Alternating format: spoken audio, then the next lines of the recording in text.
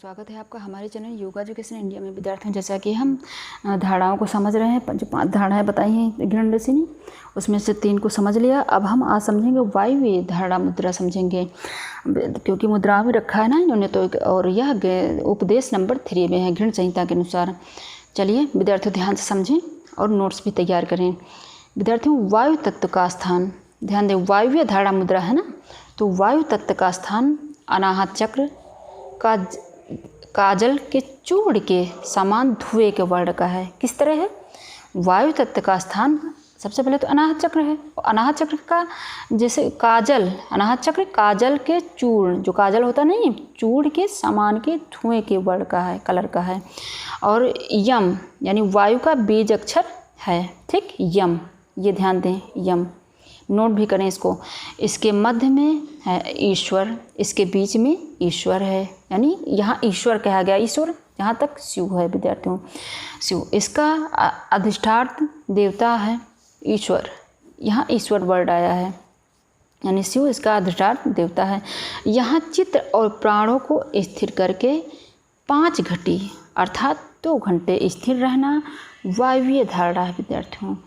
इसके फलस्वरूप साधक बुढ़ापा और मृत्यु को जीत लेता है। यानी जब इसमें साधना सिद्ध कर लेता है या तो क्या होता है, इस फल क्या प्राप्त होता है? जो साधक होता है बुढ़ापा मृत्यु को जीत लेता है, आकाश गमन का सामर्थ्य प्राप्त कर लेता है।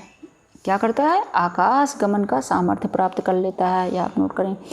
उसकी वायु वेग से मृत्यु नहीं होती है, यानी उसकी वायु वेग से मृत्यु नहीं होती है। विद्यार्थियों, जैसा कि मैंने अनाहत चक्र पहले ही बता दिया विद्यार्थियों, अब आप नोट कर लें कि इसमें चक्र अनाहत देवी काकनी और देवता ईश्वर, इसमें ईश्वर कहा गया है विद्यार्थियों, ठीक।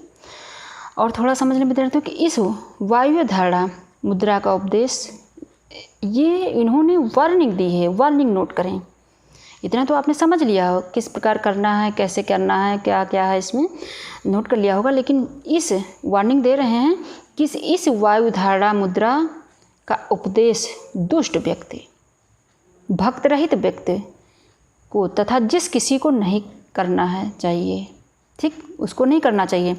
ऐसे अनाधिकारी यानी जो अधिकारी ना हो इसका को उपदेश करने पर सब सिद्धियां नष्ट हो जाती हैं। अगर आप किसी को उपदेश देंगे ना जो इसके लायक नहीं है, तो आपकी सारी सिद्धियां नष्ट हो जाएंगी, इसमें कोई संदेह नहीं है, बताते हैं। थोड़ा सा विद्यार्थियों इसमें सरलतम भाषा में और समझ लें कि अनाहत चक्र का संबंध भावना या अनुभूति के साथ है, ठीक। हमारे भीतर दोनों प्रकार की भावनाएं उत्पन्न होती, प्रेम और करुणा की तथा द्वेष और क्रोध की भी होती है। अनाहत चक्र का संबंध हमारे जीवन में अवचेतन मानसिक अवस्था में रहता है विद्यार्थियों। अवचेतन मन में जो प्रतिक्रियाएं उत्पन्न होती हैं उनका प्रभाव अनाहत पर पड़ता है। अनाहत चक्र में सबसे मुख्य भावना पर नियंत्रण प्राप्त करना, चाहे भावना सकारात्मक हो विद्यार्थियों या नकारात्मक हो। विद्यार्थियों, जब भावना अनुभूति और व्यवहार पूर्ण नियंत्रण प्राप्त हो जाता है तब अनाहत चक्र जागृत होता है। अगर भीतर में भावना अंश मात्र भी दूषित होता है तो अनाहत चक्र नहीं जागृत हो सकता है विद्यार्थियों। यह आपने समझ लिया होगा। और थोड़ा लाभ भी सरल भाषा में समझ लें कि जैसा कि मंत्र में कहा गया कि इस अभ्यास से साधक को आकाश गमन की शक्ति प्राप्त होती है, वायु के द्वारा उत्पन्न परिस्थितियों में मृत्यु नहीं होती है। जैसे आंधी तूफान, कितनी बड़ी भी आंधी तूफान वगैरह आ जाए तो अगर है तो टिका रहेगा, उसको कोई परेशानी नहीं होगी, उसको कोई हास नहीं होगा। वायु तत्व पर पूर्ण उसका नियंत्रण होता है विद्यार्थियों, पूर्ण नियंत्रण प्राप्त हो जाता है।